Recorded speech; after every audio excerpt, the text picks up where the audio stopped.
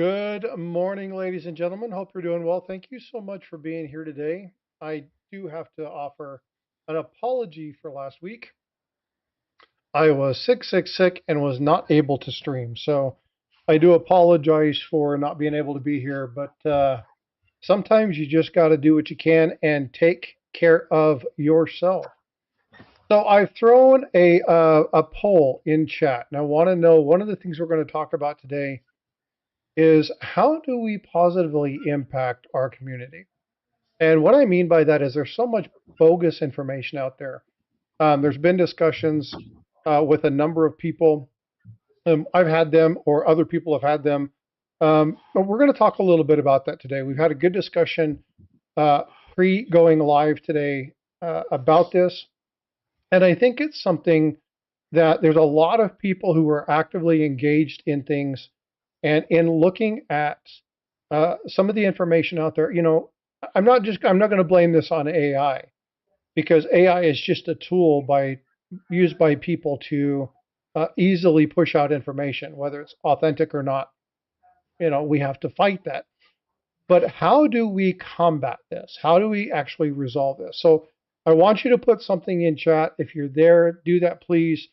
But answer the poll. Do you want to see things like more long form content? Do you think that'll be beneficial? Short form content, do you think that will be beneficial?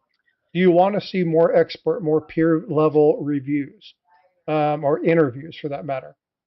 What is it that you want to see? And if you have other suggestions, and again, we're going to talk about this today, if you have suggestions as we're doing that, fill out that poll or put stuff in chat and we'll be tracking those. I see a couple of people putting it in, so thank you for doing that. As always, I have my favorite folks online. We have Paula and Eric. I think they're both grabbing coffee. They may be back. I got mine. She's like, I got mine. Eric will be back here in just a second. Saturday. Say again. I said happy Saturday, everybody. Happy Saturday. It's good to be here and not in there. Oh, but I wrote a song. Oh, but. Yeah, speaking of but. I wrote a parody. About your diarrhea? Well, kind of, yeah. Michael Bublé's Home? Huh? The song by Michael Bublé, Home? You familiar with that song? No. I ain't in Paris and Rome, but I want to go home. Yeah, it doesn't ring. Oh, I wish you. I like the guy, but. Anyway, so I was sitting there and I joked with my daughter about this for a while. And sitting there on the throne, I have affectionately called it Stuck on the Throne. And so I'm actually going to try and build a video. It's going to be on witticism. It's going to be a makeup of that. So we'll see how that works. But anyway, it's coming out soon. I try to make good of the bad things in life. Yeah. So I have a couple call outs that I need to do before I begin. Shout out. One of them is to subscribers that have recently subscribed that have done within the last few days. And I wasn't when you say that call out, I got to tell you, it reminds me of when I was in like elementary school and you would get in a fight with someone and you'd be like, I'm going to call her out. Oh yeah, wrong call out. I'm going to call you out. I'm not calling out anybody for doing anything stupid, but I have had a number of subscribers in the last 2 weeks, and I want to call out a few of them because they subscribed just about the time I was supposed to go live last week, and then I didn't do it. So Farmer Stacker, Admiral Walt Mills, Coyote Richardson, Richard Prescott, Jeff Van Zant, Dendra Basier, Todd Rude, Butcher Kittler, Joe DeFugio, Katie Behringer, Tim Hollins, and Amarandijan Van Hawa, whatever your name is. Thank you so much for subscribing, and I appreciate that. I haven't been able to say thank you. And I also want to say thank you to Mr. Vote for Pedro. Vote for Pedro sent me his private channel round. And he only sends these to people who he's felt have had a positive impact And I've tried to do a lot with him on growing things like the John Howe Wounded Warrior thing, Catch me outside. How about that? talking about some other things. Anyway, he honored me by sending this, and I want to say thank you for What to a guy, Pedro. Pedro. Hey, Pedro, Yeah. you're here, so thank you so much for that. I this means a lot to me, and I want people to know that I appreciate you and all the stuff that you do for our community. So thank you for this. I know that you've been placed in some difficult situations over the years, and but you have a good heart, a good situation. So I want to say thank you. Absolutely. That means a lot to me. Now, speaking to another thing, St. Jude is around the corner. We have just a few days. Yeah, March next week, right? 15th. 1 week. One Yes. one week. 1 So week. Holy mackerel. We were there working are on it a for couple 2 things years. that I'm going to be throwing into chat. Okay, these things are, this is the site for St. Jude. If you haven't been there, you can go. This is something where you're going to be doing your donations directly. I want to make sure that's there. If you want to look at the stuff that is on the spreadsheet is, oh, come on, don't do this. And I think we're about 50 lots. I think there's still about 50 lots that need to be added. Um, and that's going to get done today. AZ, I'm If going to, you. or Azure, I'm going to block you if you say that one more time. Well, we do have one of those, but it's not that. Oh, that first one was something else, eh? Oh, God, that thing, I heard that thing so many times. But it was like, oh, Yeah. I was like, off. I eventually left. It was so annoying. I know. So make sure that you guys are pre-registered. So that last link Please, is the pre-registration. That's going to be please something get you need over to and do. pre-register. It takes a minute. I mean, it's Yeah. super easy. None of your information is shown or shared or anything like that. You cannot bid if you are not pre-registered. So make sure you're pre-registered. No more donations will be accepted. I mean item donations, because any more donations that are received will go to next year's auction. The spreadsheet is closed. So, but you can always make cash donations. And I'm going to put this out there. There are about 400 lots. Ida, last year it cost Ida about $1,500 to ship all the items that were sold. She got about $900 in donations. I think this year she has received so far about $100 I to plan help on her out. sending her 100, so everybody knows. It is going to cost her a fortune. And so she said that that's going to be her donation to St. Jude's this year, because it's going to cost her a fortune to do all the shipping, because nobody gets charged shipping. So if you guys want, please get over to Ida's on Monday and grab her PayPal or her Cash App and throw her a few bucks. Please, I'm asking that for myself. That does not come from Ida. She is not asking anybody for anything. I'm asking you guys, please, if you can, dig a little deep and shoot Ida a few bucks for, and not through. Don't do it through Super Chat. Yeah, they only Because get about 40% of super chat. yeah, don't do it through Super Chat. Just grab. All you have to do is go into her link in the morning, hit exclamation point pay or one of those things, and her Cash App and her PayPal will come up. Please, please, please. I don't. You know what, Azure? Let me go see if I can grab it for you guys. Let me go see if I can grab it for you. What do you need? Ida's PayPal or Cash App link. I got it right here. Hold on. Okay, perfect. Like I said, that's not Ida asking. That's me asking. She does so much for this community anyway, and she would never ask, but I'm asking. So that is Frostbytes. It's $. This is for Cash App. It's $ Ida Herring. So it is her Cash Okay. App is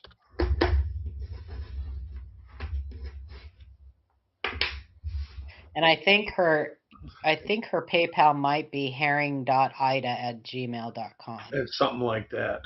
Yeah. so that is the Cash App there. There. Perfect. And her name shows up with a white eye, I believe, or yellow eye. Okay.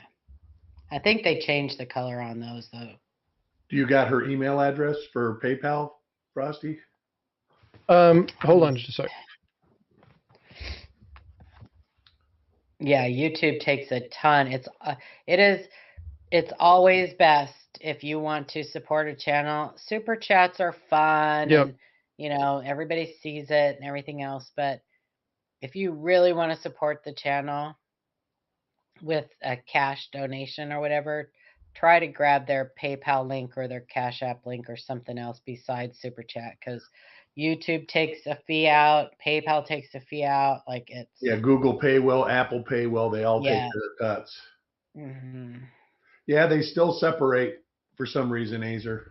So her PayPal is this.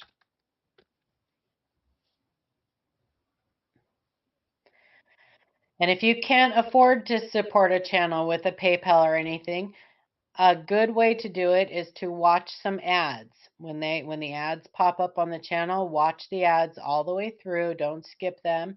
Sometimes you can they even get more if you click on the link, on the ad link. You don't have to buy anything. You can just click on it and go right back out. But Now, Ida's, when you do the PayPal, make sure that if you type in the herring.ida@gmail.com, it should show up as embroidery and quilts by design. So make sure that when you're doing the PayPal, that shows up there. And those are the two. I will create, I got to do this. If somebody can remind me of this later, I will, for tomorrow, I'll make sure I do the exclamation point Ida. And so get that into my Nightbot so we can add all that information for the payment information so that we can support that. Yeah, make sure you're adding a little note too. Yeah, you can send friends and family for sure, and put a little note. Just put for shipping. What time are the streams occurring? I think she has us starting at. She starts an hour early before the auction just to get everybody in and say hi. So I think it's 9 Pacific. Okay, so 11 Central. Yeah, don't quote me on that. I'm gonna go check. So I will leave this up to chat. I will be streaming both days because I stream before everybody goes live, so it's not a big deal. I will have a link. Yeah, not everybody does except friends and family. Ida's is going to show up as a business account. And if you send, yeah, hers may not. Hers will be a business account. It doesn't, and my account doesn't allow me to sell it since it's a business account also. Yeah, I can't use on mine either. Actually, it is telling me that there's going to be no PayPal fee. Oh, she'll pay the PayPal fee. Never mind. I'm so stupid sometimes.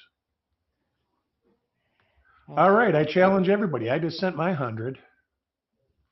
That's so nice. Yeah, so there's definitely, and again, folks, you guys are the best.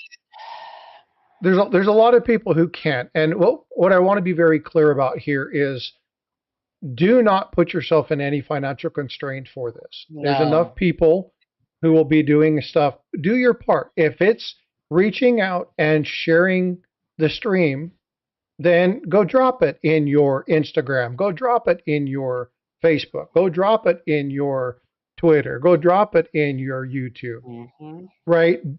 Try to do what you can to get other people in there. I do not want, and I'm in a situation right now where I have a little bit. I'm looking at a couple of these items.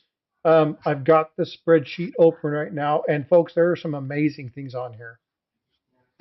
And I'm looking at some of these things and looking at but I don't know when these are going to go off. So I'm not going to be able to watch the whole thing. I've got obligations. So I'm going to be going in certain times, watching for certain things and doing what I can to support. But I know that I can't be there the whole time because I'll get myself into trouble. So I'll spend way more money than I have because there's going to be a lot of good stuff. So if you're that kind of person and you know you can't put yourself in that situation, don't. Period. End of story. Don't. We don't want anybody going into financial distress over any of the fundraisers. Period. End of story. Why am I not finding her video on St. Jude's on her channel? I am going to post a link to the Google sheet. I posted all three already. Yeah, but I'm looking for the time we start, and I could have sworn she made a video. Did she put it in her live? Maybe she did it live. Yeah, which one? Google sheet. I'm looking for her St. Jude's video. Oh, and people are popping in to look at it. Good. Okay, she has it scheduled to start at 8 a.m. Pacific time. And that'll be an hour before the auction actually starts. So that is noon Eastern, 11 or no, let's see. 9 Mountain. Well, hey Steve, thanks for the 5 gifted memberships, bud. I appreciate you. Yeah, so 11 Eastern, 10 Central, 9 Mountain. Yeah. 8 Pacific. Yes. But the actual auction itself won't start till 9, so we always get on there an hour early just to kind of,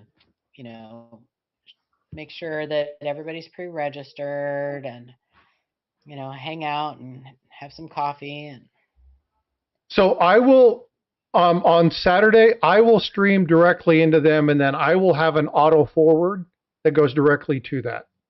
So I will make sure that that's there. We'll just keep it up, keep it going, keep it live, and then we'll go straight into it. So if you want to come in and hang out, we can go over some of the items on the sheet, just chit chat about general rules and stuff. So if you guys want to do that, that's fine.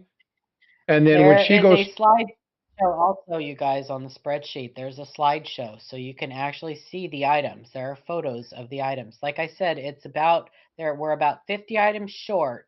That'll be all finished today. So I'll see if I can get permission from Ida to share that. I don't want to do that because I'm not trying to bolster myself. You can share it. I just want to make sure because I don't want people thinking I'm doing this to bolster myself. I give you permission. You can share it if they want to see. So we will do that on Sunday, from 10 to 11 at the end of the show, all the way up until 11 o'clock. We will just run through some of these lots, and we'll just do the slideshow and look at some of these coins. Just don't show the shield nickel. Skip past that. What shield nickel? No, there's not a shield nickel. There's not a shield nickel. I've already got it. There's also not an 83 DDR. I should make sure to bid on that. Hey, Paula, I wonder if there's going to be an 83 over 82. There won't be. Sorry. Through the computer. Yeah, so we'll do that, and I'll make sure that we get enough information out there. Hey, thanks for the new subscriber. And again, Steve LaPointe gifted 5 memberships. Thank you so much, Steve. Those went to 7 Stacks. Those went to Bellows, Mike Schleiss, Wendy, and Charles Latre. Speaking of folks that are good for membership, Charles Latre supports Ida like nobody else. Charles will be our caller for both days. And most likely the caller, in the chat caller, he will probably, if it's anything like the past 2 years, he will be there the whole time. Yeah, dude's a stud. Dude's a stud. Shit. Yep. He is. He's amazing. So I'm going to share something with you guys really quick. So I want you guys to check this out. And I've been waiting to do this. Really, really freaking easy, right? I've got my name there, Frostbyte Coins. There's my address, city, state, email. Throw your phone number in there. I'm not going to show you my phone number. And we need your real name and your YouTube name. We have to have your real name and your YouTube name. And your email address, because that's where the money goes. Yeah. I got the First email and last address. name. It's already there. Frostbyte's not going to work, so you need to go back when people aren't looking. But there's a reason I didn't put that on there, Paula. Yeah. No, I know. I'm just saying, go So back I when know, nobody's I know, looking. but I'm just saying this is how easy this form is. Yeah. It's not difficult. just Put the telling you information in, you're good to go. So You have to have your real first and last name and your YouTube channel name. yeah. Now I also recommend you guys do something else. When you make your donation and you get your screenshot, right? That says, hey, you've donated. Screenshot that, write down the lot number that you've covered for that item. Make sure you're including the lot number in the notes if you can, but make sure you do that so that you have record of that. Thank you, Dave, Dandy, Dave, Dandy. You're going to want to make sure that you track that. Make sure you document that. They do a really, really good job about making sure things are done, making sure that items are tracked. But you always want to make sure for yourself. Make sure there's no question. Again, you are not paying Ida. You are not paying Paula. You are not paying anybody else. This goes directly to the organization. This goes directly to St. Jude. No middleman. Upon the completion of that particular bid, you make the payment to St. Jude. Yep. You send confirmation of that, and you're done. So again, there are no third parties involved in this. Once you win that, you pay St. Jude, period, end of story. It's done. That way it relieves any of those items. Thank you for your donation, Dandy Dave. Yeah, thanks, Dandy Dave. Oh my gosh, I said D and die Dave. Like, hello, Paula. Hey, what's up, Jedi Master Deb? How are you? That's like my mom saying, what is that black flag? What is Powmia? I said, Mom, it's Powmia, not Powmia. You're joking. You didn't actually say that, right? My mom said that. My mom said many of you guys know that I'm an alcoholic, and I went to rehab at the VA. One of the best rehabs in the country is through the VA. And when I was in there, the first time my mom came to visit me, it was the first time I think she'd ever seen a POWMIA flag. And she said, Paula, what is that? What does Powmia mean? Nice. I said, that is POWMIA, not Powmia. By the way, next month will be 13 years. Thank you very much. Congratulations. 13? Wait, maybe 14. Wait. Let's see. 2012. 13 years. 13 years, yeah. Yes. April 12th, 2012 is my... Congrats. That's a long time. That's a massive accomplishment. My sober birthday. It's that was the only very cool. birthday I celebrate. I am nuts, Steve. I am a little off. Steve LaPointe says, I knew you were nuts, Paula. I am. All right, should I play that song now? Yeah, play the song now. You glued your balls to your butt. Glued my balls to my butthole. I think that's what it's called. Anyway. In case you haven't heard it, it's a catchy little tune, everybody. It is. And there's a ton of songs like that, actually. Yeah, if you go on YouTube and you put that in, there'll be all sorts of, if you like this, you should watch this one. Yeah. And it can get quite addicting. It is quite a catchy little tune, though. Yeah, it's a interesting little ditty, that's for sure. Well, hey, we have talked about St. Jude. We have talked about thank you again.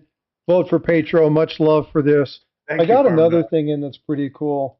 I got a 10th ounce gold in. That was pretty cool. But, hey, anyway. I do have to call out Tiger. You see this right here? Call out Tiger. He's calling you out. Meet him behind the bleachers after school. We just had that conversation. Have you seen this? So this is it a little reactor thing or whatever? Yeah, so this is a gift from, you can see that there's a plasma ball. Nice. And this coin is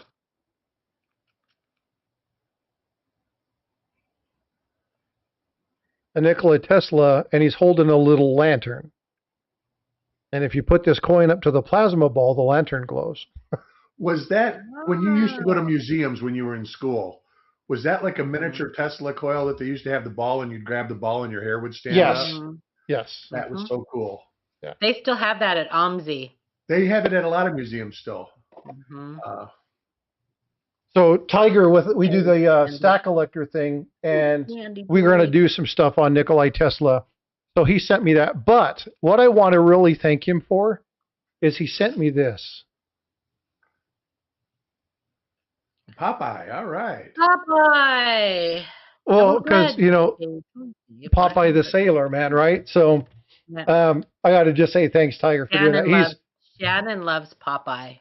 Oh, I mean, Popeye. And so you know that there's two villains, right? Not just one? Two villains? Everybody thinks is it, okay, so here's a question. What is this guy's name? Bluto or... Well, it depends, because he had two different names. He had two different names, depending upon the year and who the company was that did the drawing. It's either Bluto or Brutus. Bluto. And this one happens to be Brutus. Bluto, isn't it? Brutus was first, right? Brutus was first, Bluto was second. Yeah. So that one is Brutus. Yeah, vote for Pedro, got it right. But anyway, so let's go ahead. It is 9 o'clock Central. Let's go ahead and start our first topic. So the first topic is something that we were talking about. Paula was talking about it primarily, but we've had a number of conversations on this particular topic on the channel.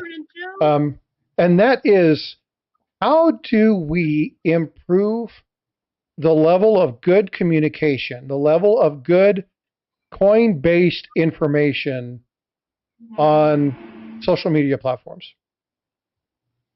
How do we do that? I've got the poll in here right now, and I'm going to leave that up. It's kind of balanced. If I look at the two, a lot of people are saying more good short form, and that those should say, you know, more good long form content, more good short form content, more expert interviews, and then there have been some suggestions in chat. But I want to talk about this because, again, we continue to see more and more and more issues with the advent and the increases of AI platforms that are out there, the number of videos that you can do with just, you know, a few clicks of a button. How do we increase the good quality? How do we increase the good level of information? Because we can outcompete them. So how do we do that? I'd like to have that discussion. Well, you know, one of the problems is that a lot of the and it's not just the new generation, some of the older folks too, they want everything in 30 seconds. They want to be able to watch something and learn what they want in 30 seconds and move along. And unfortunately, in this hobby, there's very little that you can learn in just 30 seconds. You are not going to get enough information in that short amount of time. And I think that's one of the biggest problems with a lot of these channels is most of their content are these 30-second shorts or even 1 minute shorts. And they just, it's not even that it's all incorrect information, it's that it's incomplete. And sometimes incomplete information is worse than, like, I'm not willing to do that. If I have a longer form video to go along with it, I'm okay with that. But just to have I want you guys to like really learn. So I don't know how I am to compete with that. Yeah. Well, here's another thing. I struggle. You can do this your whole life and not know everything. I mean, you always, when you think you know it all, you're doing something wrong. Of course. Of course. Yeah. The greatest minds in the hobby still learn stuff. But you get these, you can find this coin's worth $1 million. You can find this $1 million coin in your pocket change. Blah blah blah blah blah. Um, I've had this conversation with you guys before. I had this with Ken yesterday. I said a lot of the problem I see is that the educators that are coming along nowadays have forgotten where they come from.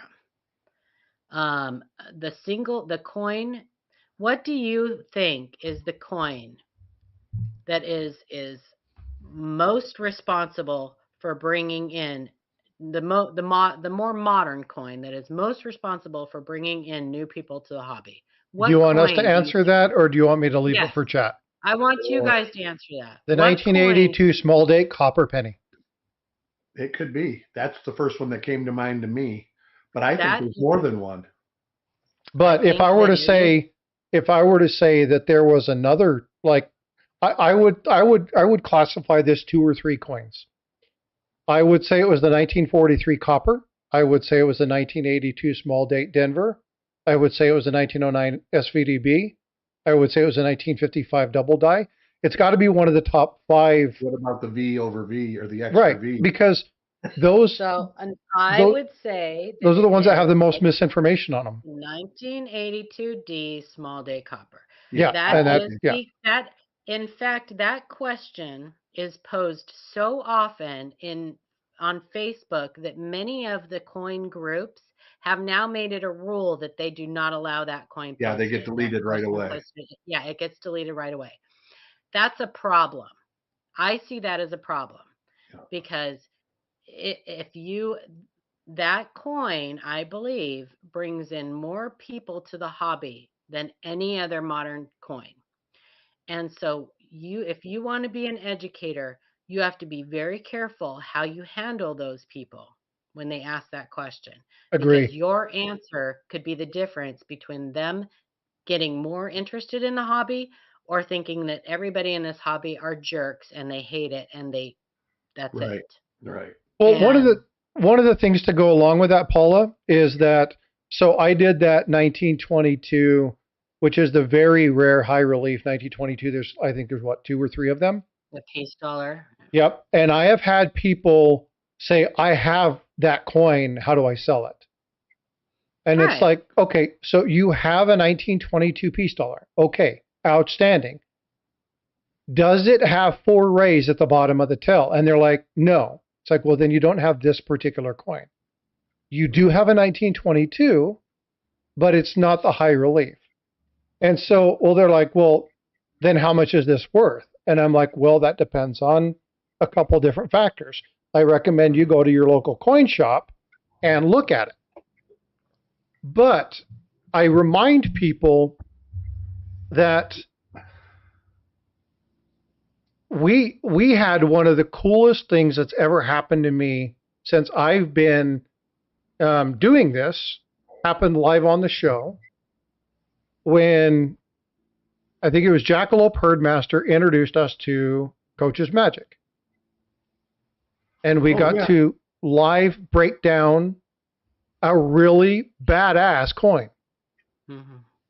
So when you say be careful, this is something that Paula has told me over and over and over and over again.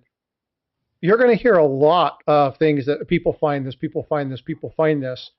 But you really need to surround yourself with people who understand this.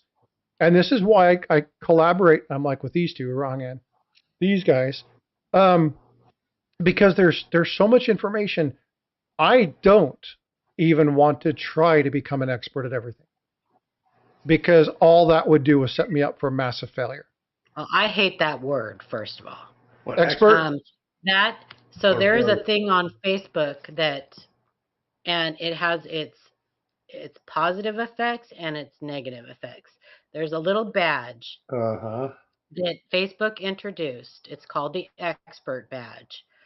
And group expert badge. Yeah, group expert badge. And it has done a lot of harm because it is now being really overused.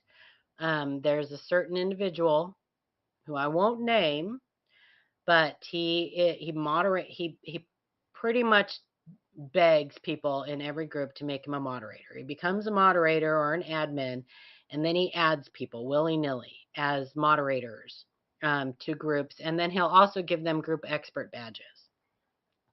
I am now leaving groups when I see that there are people in that group that have that group expert badge that are nowhere near should not even be, anyway, they shouldn't have that badge. And I'm trying to be very diplomatic and be careful with the words I'm using, but they shouldn't. I don't think I should have that badge. However, it does have its benefit, because a lot of times people, especially when they're new to groups, they won't listen to anybody if they don't have that badge next to their name. Now, Ken's group is so old that he doesn't have the option to add that badges to his, people. So some groups don't have that option, are not given that option. But you have to be very careful when somebody claims to be an expert or whatever, or they have a certificate that says that they've completed a course that supposedly makes them an expert or whatever. Yeah, it's anyway. You have to be very careful. I want to show you guys. I'm trying to find a coin that was recently posted on a Facebook group that got a lot of very incorrect information and could have cost this person quite a bit of money. Now they're not going to get rich from this coin, but I'm going to show you guys, and I understand how people could have. I understand how people could have mistaken it for something, but in that case, people need to just not answer. I fight that all the time. I'm going to share my screen with you. Hang on, and I'll show you guys an example. And this happens quite often. Yeah. Well, and ultimately, Facebook is probably not one of your better sources of information. You should look elsewhere first. There are some good groups in there. There are, but unfortunately, there's a ton of stuff that is just like the if you want just that information YouTube stuff. Yeah. Oh yeah. Are you sharing it now? Yeah, it's up. Okay. So this is one picture. Now you can see the quarter on there. It's a 72D. You see the weight. Whoops. Where did I go? Shoot. What happened? Click on that picture. Okay, there we go. Okay. Okay. So let me scroll through. So that's the full obverse. Now we got things like it was shaved down. Now you saw the weight, 5 grams. We got comments like, oh, it's been shaved down. It's postment damage. You can see the reading is pretty well struck. So we know the edge hasn't been shaved. That's a really good picture there, because that shows that this is not clad. The two coins on either side are quarters. So what this is, and 1972D is a more common date for this. This is a quarter struck on a nickel planchet. But had this person listened to the first 3 people that commented on that, they probably would have just tossed it back into change. And that would have sucked. And that would have really sucked. Because you can see that coin has circulated for quite a while before this guy finally picked it out and, said something's not right about this.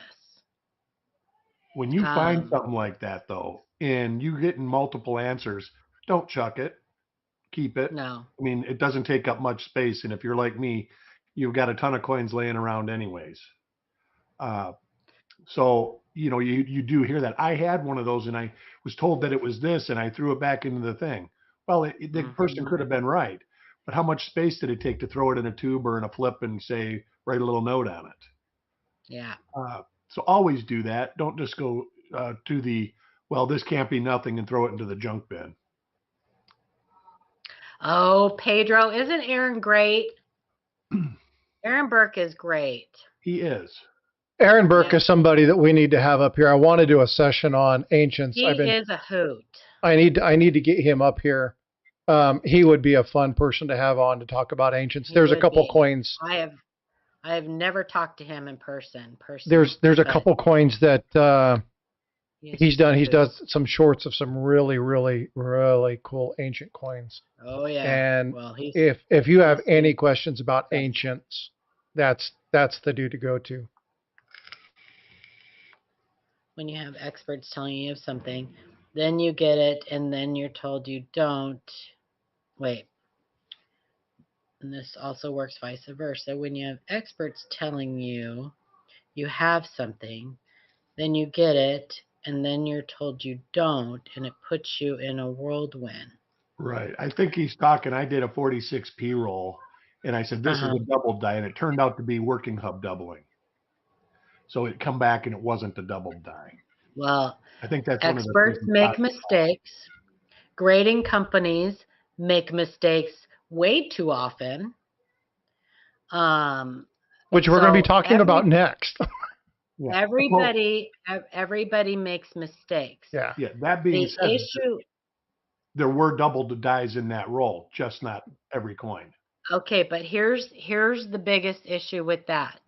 The biggest thing that I'm talking about. That did not cost anybody a dime. That mistake cost nobody anything. So if you are so here's how a true expert would handle things. No, all right. He says it wasn't that. Okay. Well, here's how a true expert would handle stuff like that. If you think that your answer has the potential to either cost a buyer or a seller any amount of money, and you are not 100% sure in your answer, then that expert will get other experts' opinions. They will not let you rely on their opinion only.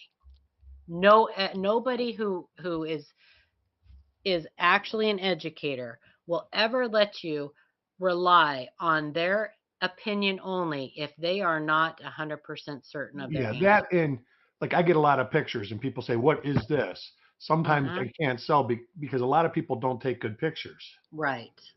And you have to say, hey, I'm not sure about this, but this is what I think I see. I would like to look at the coin in person or in hand, or have you said, if you know somebody there that's an expert in your area, show them this coin in person. Most people that are involved in this have no problem taking a look at a coin.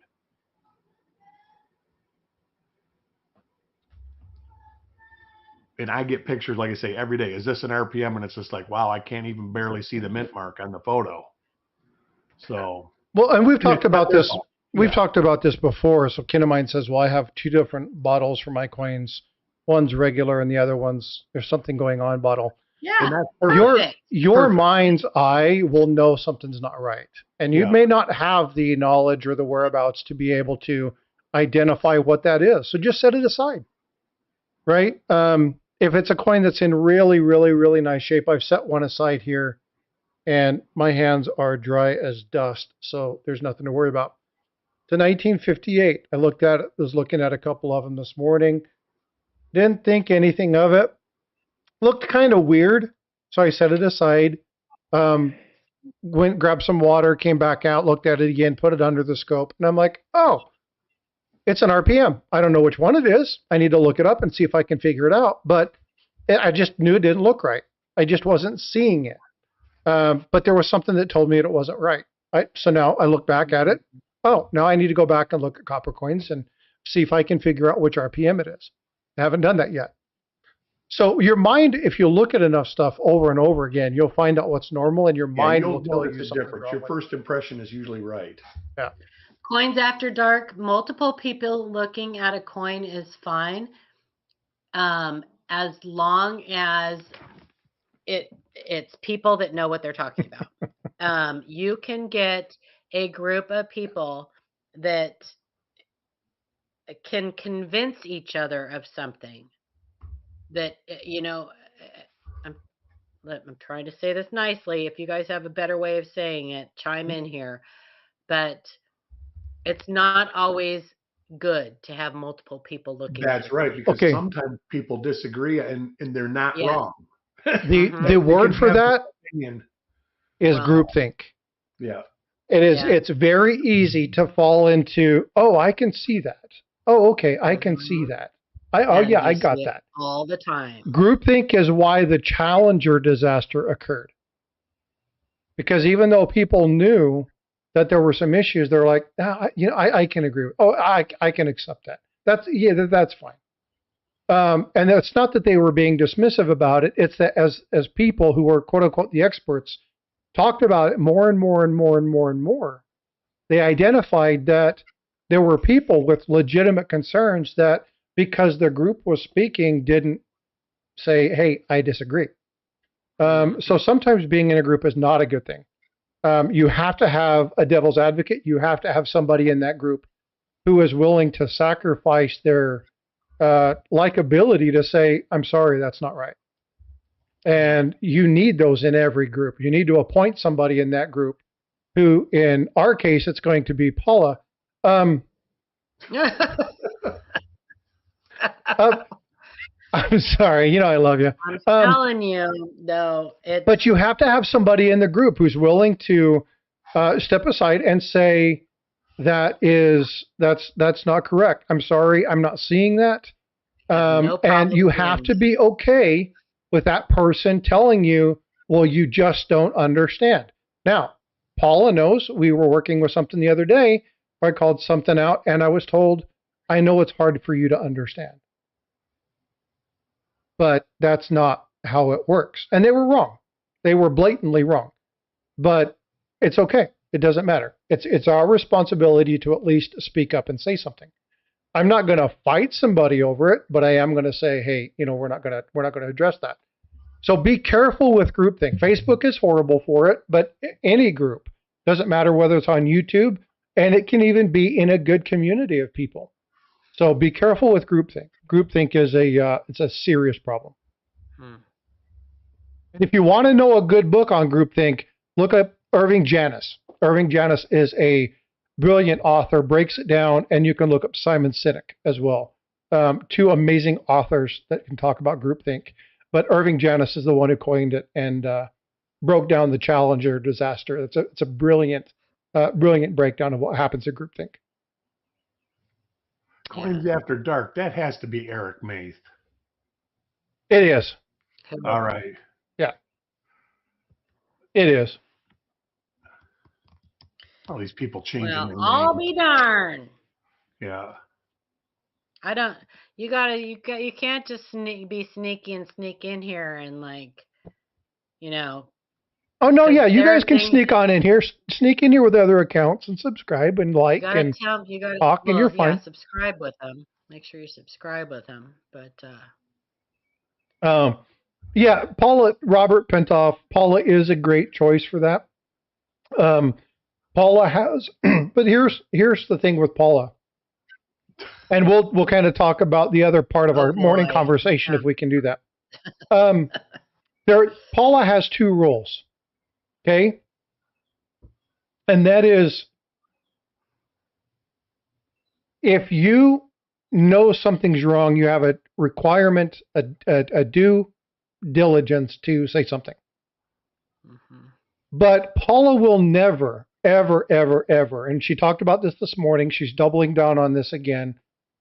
She will never tell somebody whether they do or do not have to buy something or whether they should or should not sell something.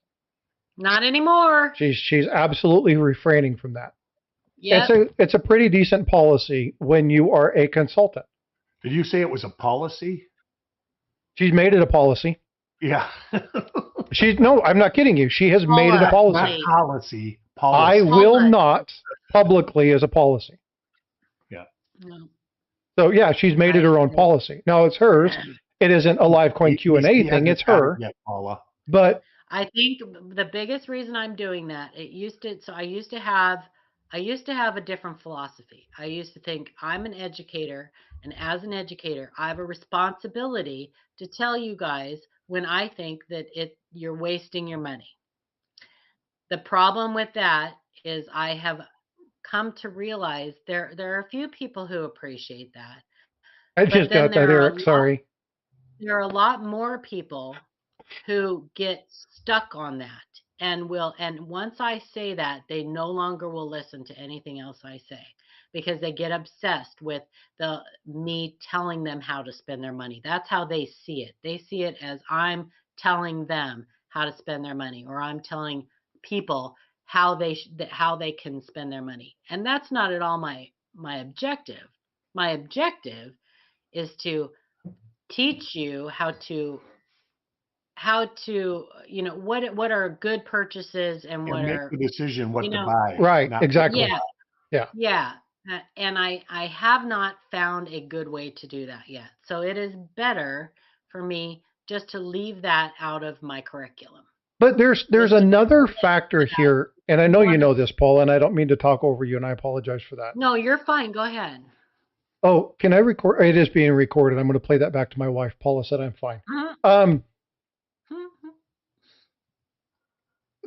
There is a added benefit for Paula not to accept a purchase of a coin or to recommend the purchase or the selling of a coin, because it shows people that she's not trying to manipulate somebody to get it. Right.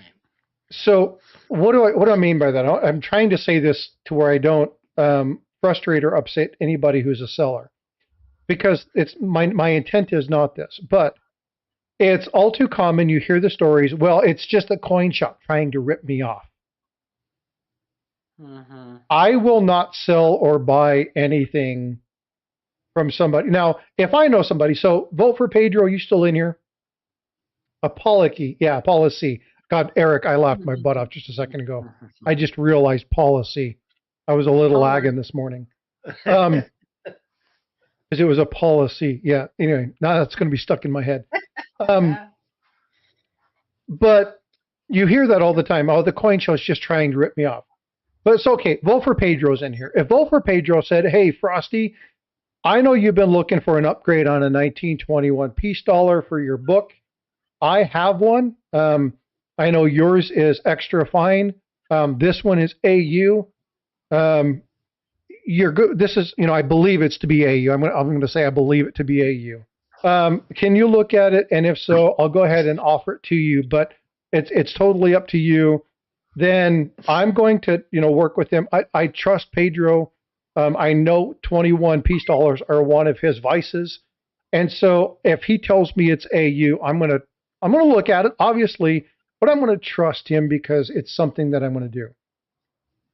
But I'm not going to take, if there's somebody in here that I don't know and they say, hey, I know you like 21 peace dollars. I have one I want to sell you. I'm like, number one, don't ask me the grade. Don't ask me to do that. I'm not the person for it. Number two, if we want to do that, we're going to do it under the construct that it's not me telling you what it's worth, what the value is. I'm not telling you a grade. I'm not going to try to cheat you. You're going to get that information from somebody else. We are going to have a three-way conversation. We're going to discuss this. That third party, not privy to me, not privy to you, is going to look at that. They'll make an assessment of that. We can have a conversation. We can do that. But it's never going to be me telling you a grade. It's never going to be me telling you something. And because what I don't want to do is I don't want to ever impugn my inability to be separate of my opinion. Because if I tell you it's worth something and then I turn around and tell you, oh, by the way, that's only extra fine, I'll buy it from you at the extra fine price. If I come back and I get that, next thing you know, you see me doing a video on an MS62 21 peace dollar, you're going to go, you ripped me off. And that challenges my credibility. So I really respect why Paula does this. It's very hard for people to do. Again, Paula is my mentor, and I say this not because I'm trying to kiss up to her, but Paula is extremely knowledgeable, and I think it's an extremely good thing to do. I think it is very hard for a coin shop owner to say, I think that's XF, because they're like, hey, you're just trying to rip me off. I know this. My buddy told me this is a 64. Well, what does your buddy do? I don't know. He's unemployed right now. Does he collect coins? Nobody collects baseball cards. It's a 9. He told me it was a 9. What does that, what does that mean? So be careful with that. And I'm not knocking coin show collectors. I'm not coin shops. Eric used to own a coin shop. So I'm not knocking folks that do that. I'm just saying it's very difficult for them to be in that position.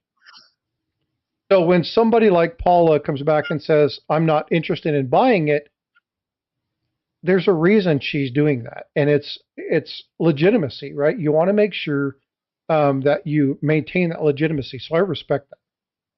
And with those questions, like the 82D small date, that is usually the comeback. They'll say, you don't know what you're talking about. You're trying to rip me off because you want to buy it. And it's like, dude, I don't want to buy anything that you buy. And that's the thing. That's what I told Ken. I said, you can tell really quickly who are the ones that you want to spend more time with and who are the ones that just want to make a quick buck and they saw a little clickbait video and that's all they care about, nothing else. You can tell that when you've been doing this long enough, you can tell who are the ones that you really want to spend more time with. So yeah, it's just a matter of, you just have to be careful not to be dismissive. I got that way for a while. It's hard on Facebook. It's hard. It's really hard. And you know that. And actually, I'm usually pretty patient and people will have to push me pretty far, but then I start playing with them. I don't usually let them get away with once they've crossed a line with me, then I kind of play with them a little bit. That's what, and Eric likes to watch that when that happens. I used to. It doesn't happen too much anymore. It doesn't happen very well, and I'm in a lot less groups now. Yeah, and that's good. I was about to say, the level of opportunities has decreased. Yeah, and that's why I don't participate much in Facebook unless it's something that hasn't been answered, and it's I monitor maybe 3 groups. And those 3 groups, actually, you don't get questions like that for the most part. Yeah. I don't answer anything on Facebook. Most people that have questions know my email and they email me. And that's what I'm saying. Facebook, you got to be careful with the information. It's like getting your news on Facebook. It's just not a good idea.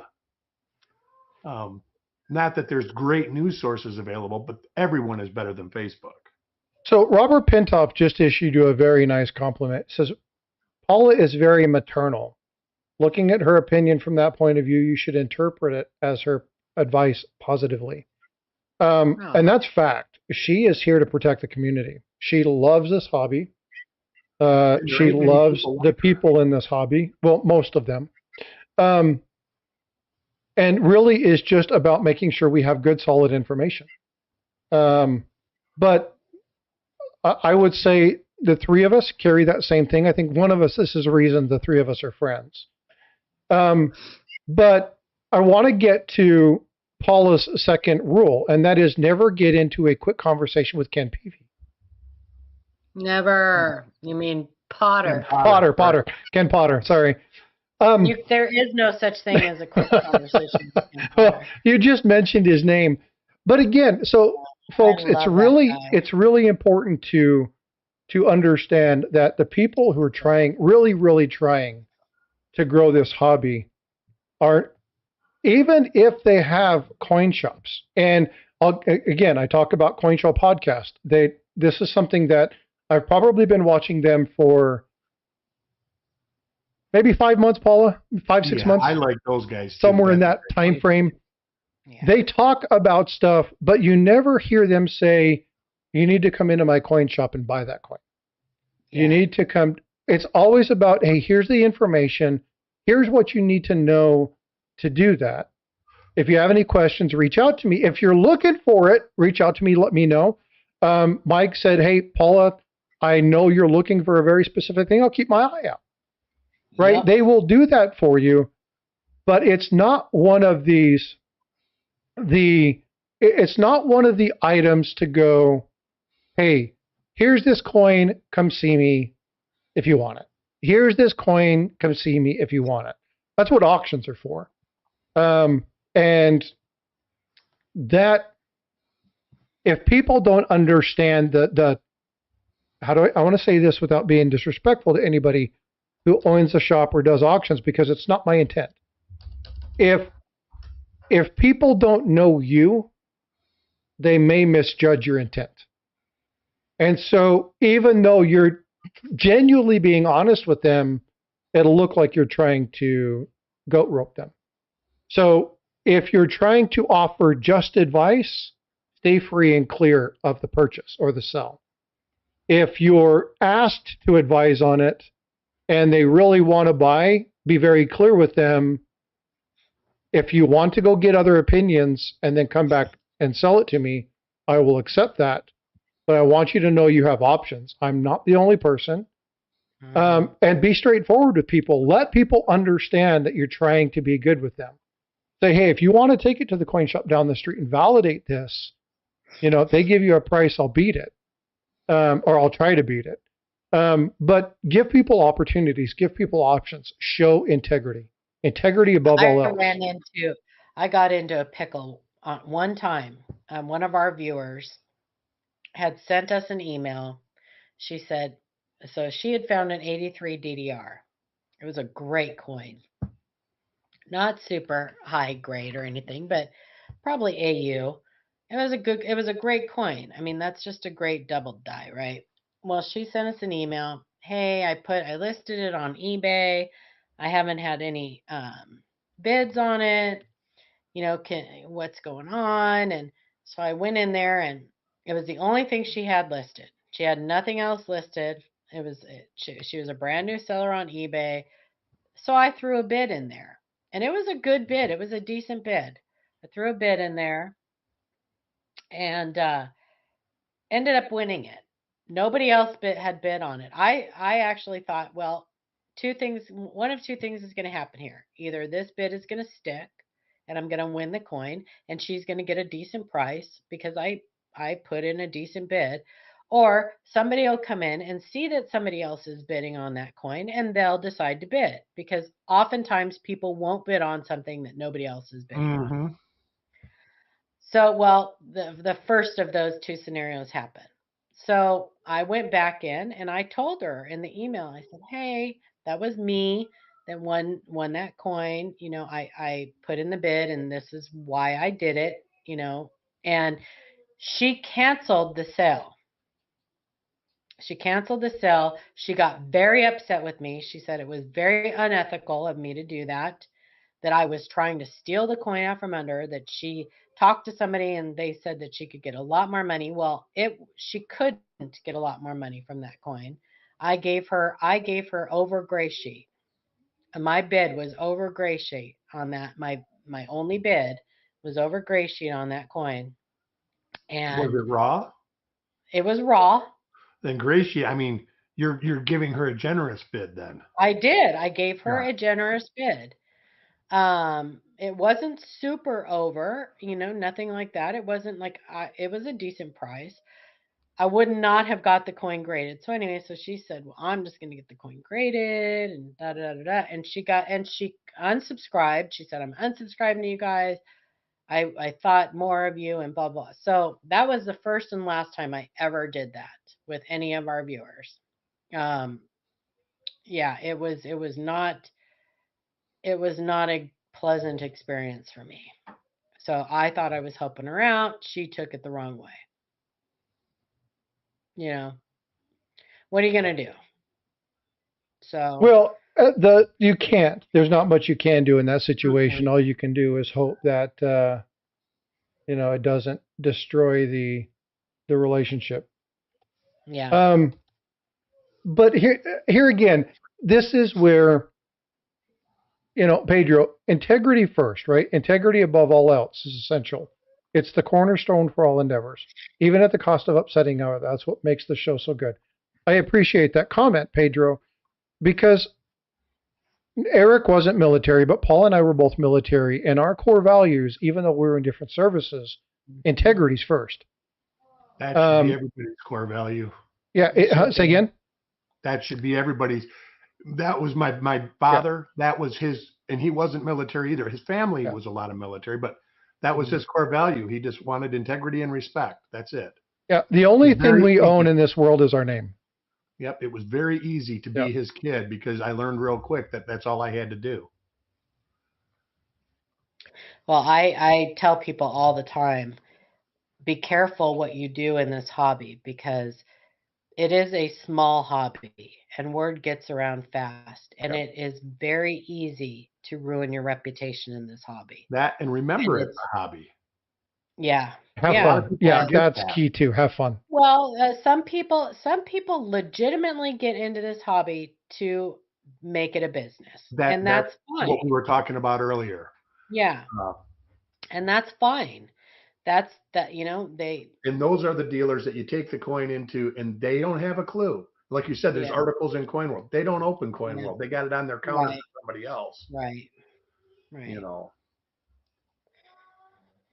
Yeah, they're also the ones that go, I've been in this I've been in this hobby for 50 years, and I know what is what. And okay. So there's the old adage. You guys, and I'm sorry, I've been moving around a lot. I haven't been sitting. And you probably still read Spadone. How many of you have heard the old selling adage that if somebody says, "Trust me, beware"? Right. Makes sense for me. I mean, again, if somebody says, well, I'm an expert in this and I know that, those are flags, folks. Right. And again, if you ever have somebody tell you that you have something, go get a second opinion. If you ever have somebody that says you don't have something, go get a second opinion. Cultivate multiple points of view, but do it from people who have your best interest at heart, not theirs.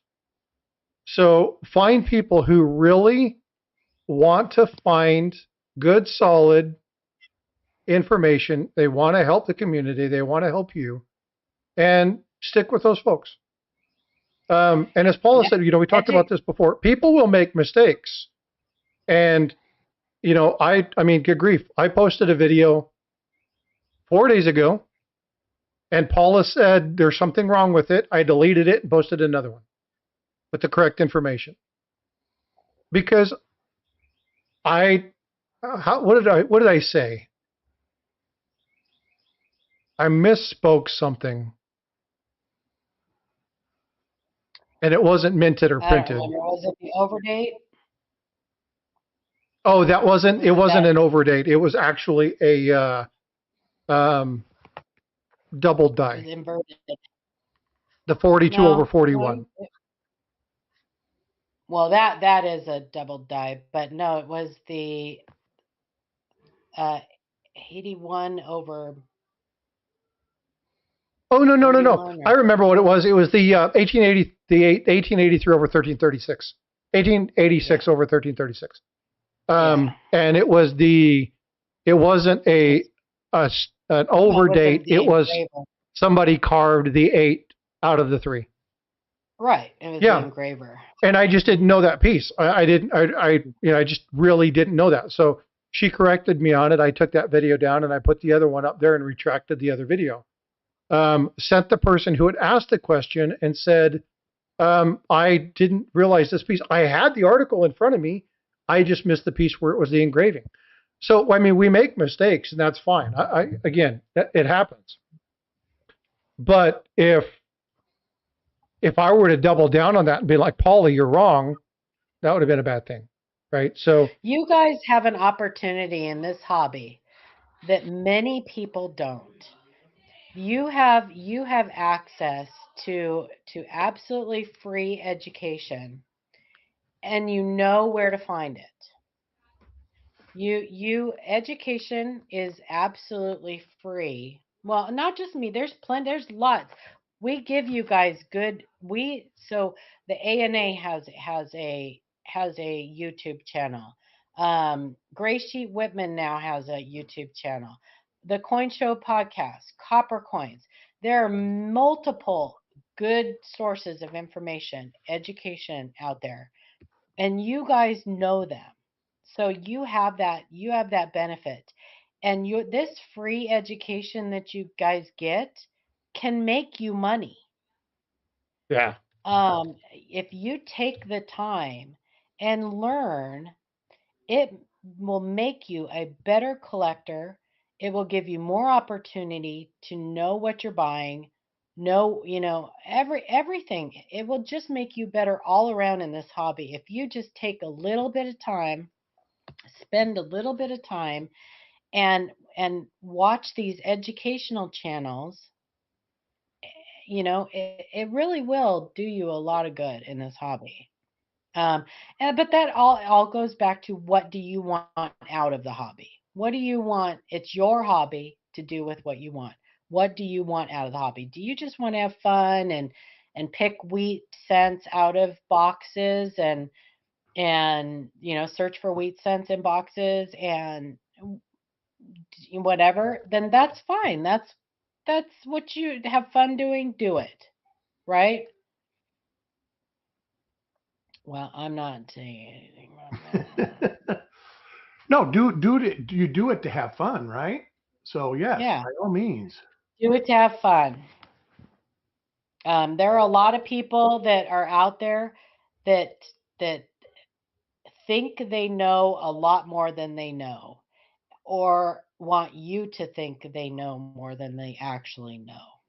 Um, and that's all I'll say about that. Just be selective. Be selective. Every once in a while, don't take someone's word for it. If you're watching a channel and they're telling you, hey, this coin is this and blah, blah, blah, blah, blah, pick their brain a bit. Ask them some questions about it and see how much they really know. Don't Mm-hmm. just take their word for it. Say, hey, so you say that is this error. How did that happen? It's a good question. And Yeah. I can tell you that all you have to do, Google in a lot of cases is your friend. All you have to do is go to some of the resources that we have told you about and type in off center strike or struck on a dime, planchet or whatever, and check what they say. See if what they say actually matches what you are finding in your search. You have the ability to see if the people that you are watching actually know what they are talking about. You actually have the ability to do that. Yep. If you ever question, if you ever are watching someone and they say, "Hey, this is such and such" or whatever, and you aren't sure that their information is correct, by all means, shoot me an email or Frostbyte or Eric, or shoot us your question. Say, hey, is this true? Is this right? Hey, Robert Pentoff dropped a $20 super chat. Thank you for the time and all you contribute to educate folks. Thanks, Robert Pentoff. I appreciate that, bud. Thank you. Sorry, Paula. It's okay. That was a $20 There's super chat. I nothing got to wrong call with that out. people selling error coins or selling variety coins and not knowing anything about them. If they are slabbed and they're selling them and they say, "Hey, I've got this off center, it's for sale, yada yada yada. It's graded by PCGS." Everything pretty much you need to know is on that label of that slab. Now, grading companies are wrong sometimes, but for the most part, what you need to know is on that slab. Um, So there's nothing wrong with that. But when they try to tell you that they know what something is, or they're experts at something or whatever, and they can't tell you how it happened, be leery. We had that happen the other day. Paul and I actually had, there is actually somebody that was just mentioned not too long ago that showed an actual error coin and said it was damaged, and it was not a damaged coin. It was an actual error coin. So, and there's another thing. Different experts have more expertise in different areas. That's right. Yeah, and I've said this a number of times. If I'm going to be talking about scents, obviously I'm going to Eric and Chuck. If I'm going to be talking about anything exonumia or like elongated scents or something like that, I'm definitely going to be going to Paula. If I'm looking at 3 cent, say again. She's really sharp on error coins. Yeah, really good on errors. If I'm going to be looking at 2 cent pieces, or if I'm going to be looking at things like that, Shea Hoffmaster, right? If I'm going to be looking at Canadian stuff, I'm going to actually be calling Coin Junkie. These people who have a desire to learn and have like really dug in.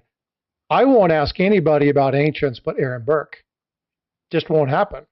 Doesn't matter because he's the man to go to. He's the expert. And even he'd be like, yeah, whatever. Don't call me that. But the people who really know, if I'm looking, and I've sent, I think Jack is probably frustrated that I actually have his email address because I've sent him so many pictures. And he's always nice about it. Thank you for the photo. Thank you for this. And I sent him one the other day and he was like, wow, haven't seen that one for a while. Thanks for this. Like, where did you see this? And he was genuinely curious about what's going on. So when you ask questions, you might invigorate something in somebody. You might actually give a piece of information to somebody about something, especially when you're talking about fake coins. Where did you have it? What video did you see it in? What's the name of the seller? Like, because that's how we combat the misinformation. Yeah. Say again? Oh my gosh. He said, stop sending me feet pics, you weirdo. Who said that? Yaxnab. Oh my gosh. Stop it. Hey, I sent Angry Warrior a man boob pic. Because he did a moob? A moob pic, yeah. He was trying to joke. Azure Blue's Stella for a minute. Holy cow! Yeah, so there's a number of people that, and there are some people I actually need to work with a couple of people and see if I can't get people. Unfortunately, there's a lot of people who just don't like to do live streams. They're okay in doing videos, but they're not okay doing live streams. So I would have to have a topic, do that offline, and have conversations with them. But like Jack Young, I was doing a thing with Tiger talking about gold, pre-33 gold, and I said, hey, one of the common misnomers I hear is just because it's slabbed means it's authentic. I need to debunk that. Can you send me a couple really nice counterfeit slabs that are, like nice ones, that are really hard for people to identify? And within 15 minutes, he sent me 3 or 4 really amazing quality photos. And I was able to share that. And I'm like, if you want to know more about this, research Jack Young. And there were a number of people who were like, what's that? Say again? Wait till you see my next interview with him. Yeah, and so there are some amazing things. Yep. But these people are here to help the community. They genuinely want to see you do well. And when something happens and somebody in the community, AZ knows this, when somebody in the community has something happen that's unfortunate, it's like, okay, now, how do we get you the information? How do we help make sure this doesn't do it again? And how can we help utilize this to share with others so they don't make the mistake? And so don't be upset if you make a mistake with purchasing something that's not right. Had a good friend of mine call me the other day and say, "Hey, how do you refute a purchase? I purchased a gold coin and it's not gold." And I'm walking through the process and I'm like, "How did you pay for it?" It's like, "Well, I paid for Cash App." Like, well, check with Cash App, see if they can reverse the thing, talk with your people, go through it. He ended up not being able to do it. And it was like, "Well, how much did you spend for it?" He's like, $108. And I was like, what size is it? He's like, "It's a 10th ounce." I'm like, the 10th ounce gold for $108? Red flag. Yeah, it's not even close. What made you think this was? It's like, well, it's in a slab. It's like, no, it's not. It doesn't necessarily mean it's real. And so again, right? It's talk with multiple people and please make sure that, hey, Blue Ridge Silverhound with a $20 super chat. Thanks, Sean. He must be in portrait. I don't see him. He is on portrait. He came in. Thanks, bud. Yeah, but there's so many people that I can't tell you enough how much I appreciate that, Sean. Thank you so much. And again, right? He just throws himself up there. I'll call him out. If you're going to buy from people like this who know what the hell they're selling, right? Now, I will say this, okay? I have to be careful in whatnot because I overspend, because it happens like this. Yeah, and you can get good deals, but you can also overspend really, really quickly. Yeah, it can be up $5 and then be up $45 before the button. Real fast if you're not paying attention. So there are features on there to understand how to set your limits and do stuff. Be familiar with that. But if there's like Adam is another good one. If you're going to be shopping on Whatnot, have good, solid people that you can go to. But yeah, Whatnot's crack. That's true. But again, make sure you understand who you're working with and stuff. But I don't mind going and checking out stuff, but I have to be careful because you can overspend real fast. Yeah, but thanks, Sean. I appreciate you a ton. In chat should ask some questions. Like we've been talking, rambling on here and stuff like that. You guys should ask some questions. That's always good. Yeah. I'm gonna go grab some coffee. I'll be right back. Sean is. Hey, Sean. No, I won't put you on the spot. Never mind. I'll send you an email. I'm going to ask him if he'd like to come up on the show, but I won't do that publicly. He's like, dude, you suck. Steve LaPointe, I'm not a fan of Whatnot. Whatnot has its advantages in that it's very fast paced. You can turn over a lot of product really quickly. But there are some things you need to be careful with Whatnot. Number one, actually, Sean can put stuff in chat and I can copy it across and put it in the other one. From a standpoint of selling, Whatnot is good because it's paid. So you put your payment stuff on there. As soon as you do it, you immediately get paid. But it is very fast paced and you have to make sure that you're watching it. So it's really important. I'll send you an email, Sean, and have you up. We'll talk about some specific items. I definitely appreciate you. We'll have plenty of notice. We'll work something out. Thanks, bud. But one thing you really have to be careful with Whatnot is, number one, make sure you have a seller who's legitimate and knows what they're talking about. You can find a lot of them. They're out there.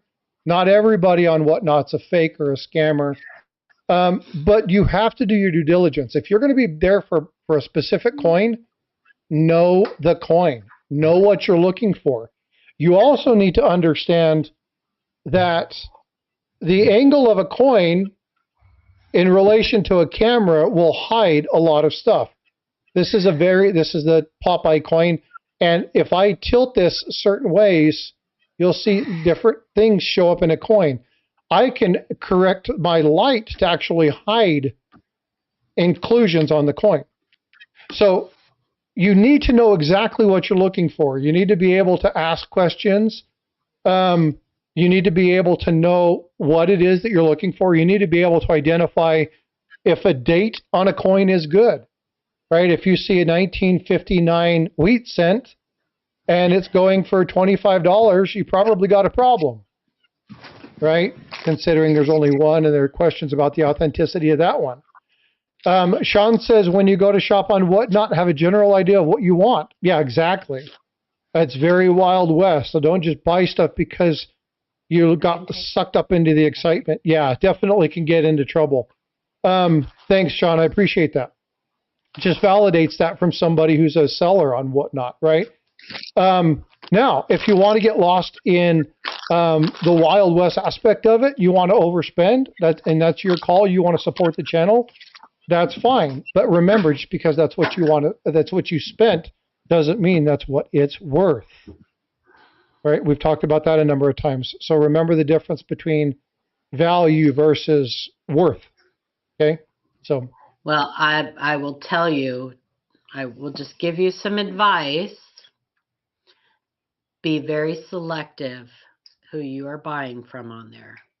Because I used to be a huge Whatnot fan in the very beginning, because they were really good about vetting the people that were selling on there. And it is a free-for-all now. It is. And there are some terrible sellers on Too there. much gameplay, too. Very careful. Too much gameplay.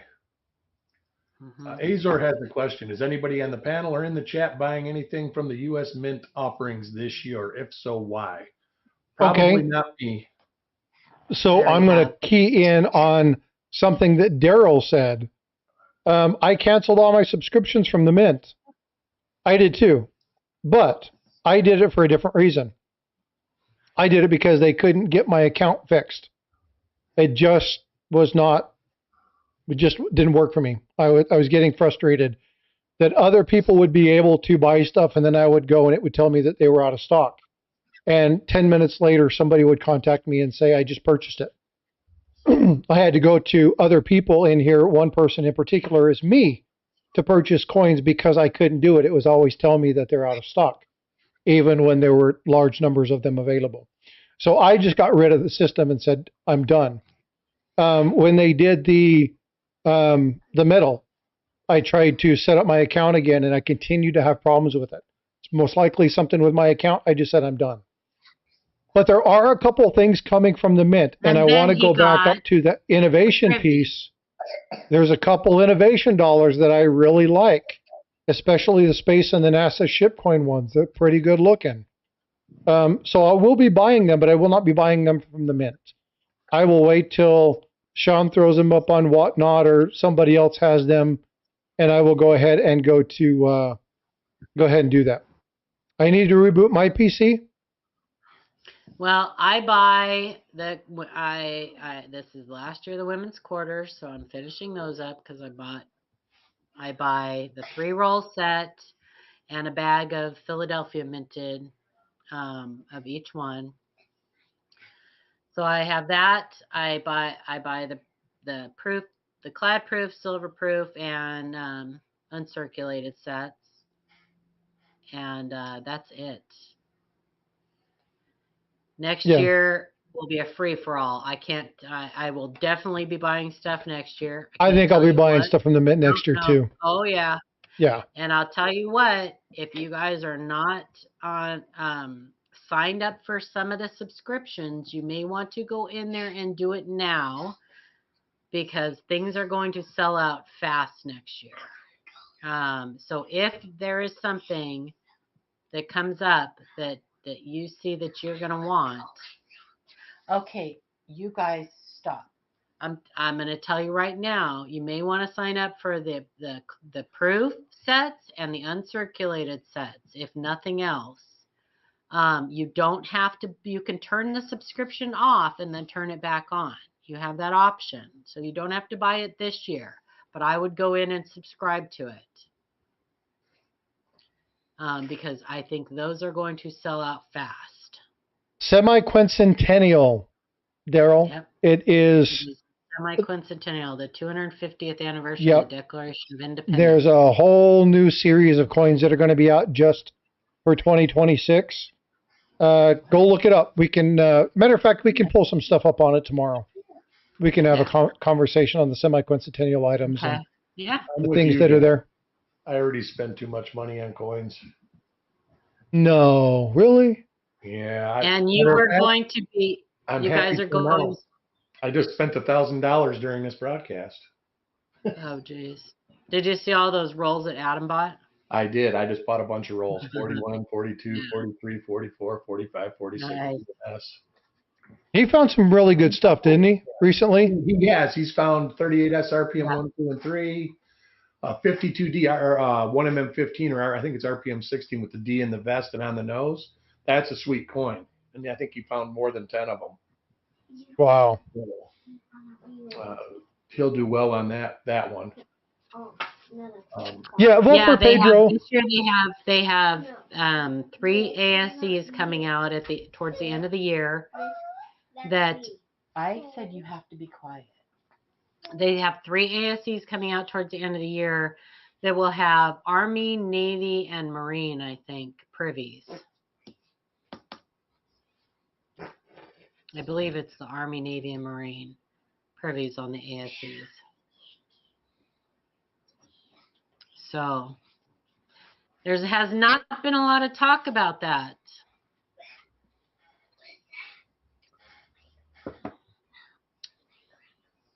I won't be buying them because I could care less about little extra privies.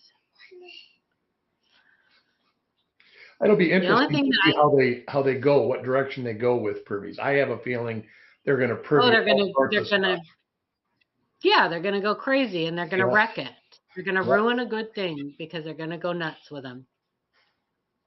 Well, that was weird. I did the winner command and it never gave me a winner. That's funny. Yeah, it'll be, you guys will, next year in your change, you'll notice a change.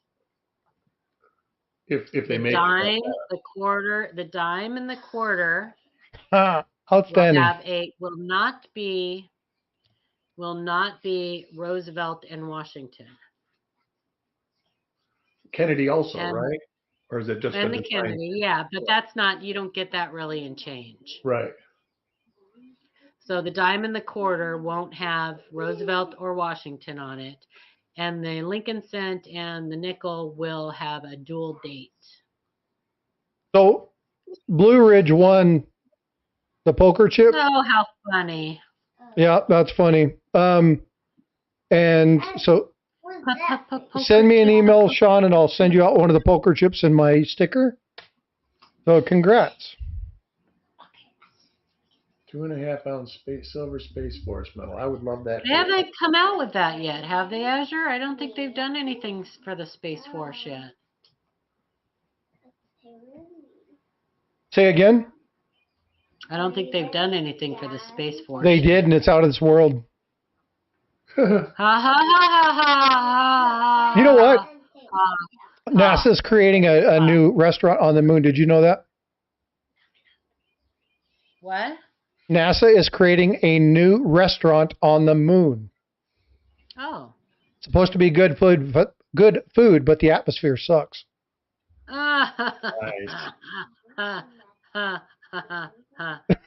She's like, please, that's not even funny.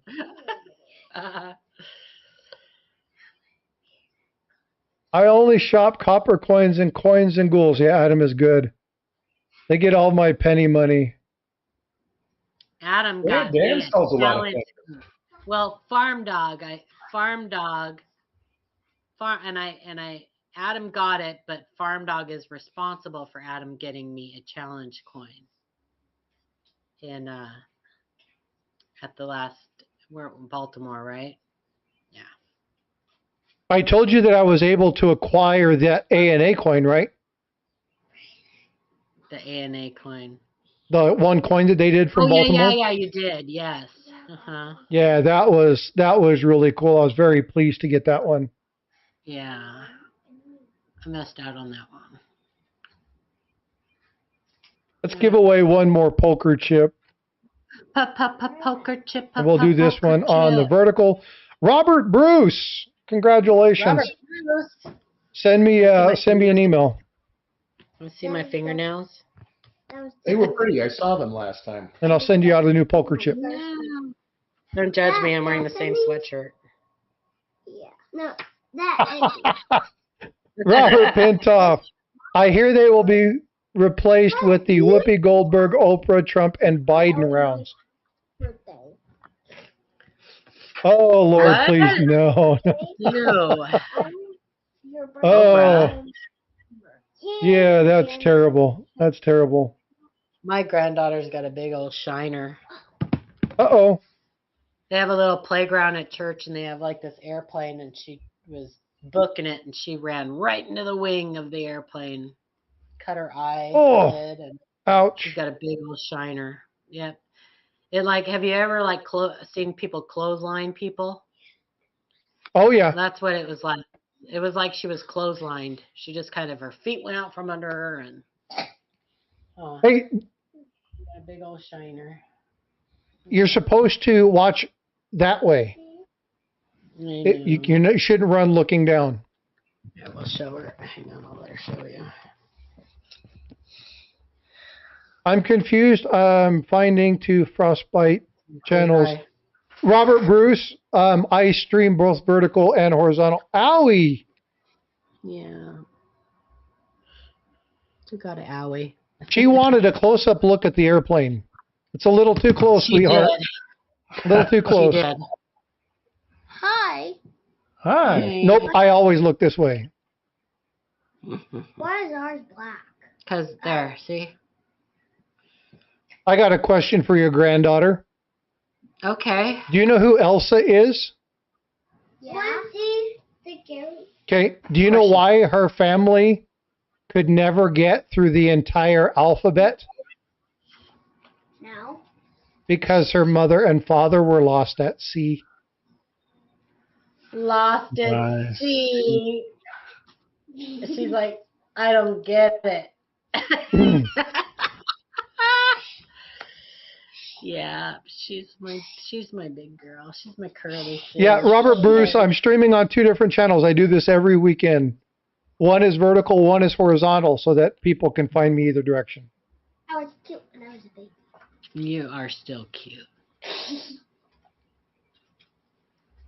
Yeah, I'm going to tell her in my knock-knock joke. You want me to tell her a knock-knock joke? Yeah, tell her. Okay, tell her to start. Start. What? He's telling you a knock-knock joke. He wants you to start.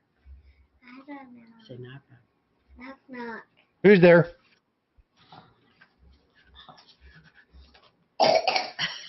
She doesn't know what to do. She's like, this is a trap. I know it. It's a trap. She's just got this smile on her face. She's looking at me like, what do I say? Yeah, that's so funny. No, so that is the joke, sweetheart. So. That is the joke. Yeah. Yeah, there's no joke. Oh. It's like, oh, now you can go use that on your friends. Tell them you got a knock-knock joke for you, then have them start. What was the joke Grandma told you? How many knees do boys have? 3.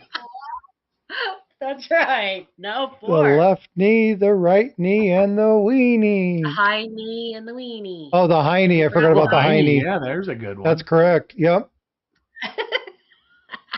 That's the stuff Grandma teaches her. That's why she's not allowed in my room very often. Confuse that kid. Yeah, it's all about having fun. Hey, there is one other point, and I had put this in chat as one of the topics for today. I want Paula and Eric to talk about what we were talking about before. Can we talk about the extra V? Oh my God. Oh Lord. I am underimpressed with it. Well, what I will tell you, for those of you that think it's special, is that there were a ton of them recently found by a single person. What ton of them? So they are okay. Shh. They are very common. If you want to own one of them, my suggestion to you, I'm not telling you how to spend your money because I don't do that anymore. My suggestion to you would be wait a little while. Wait a week. Yeah. Just wait a little while.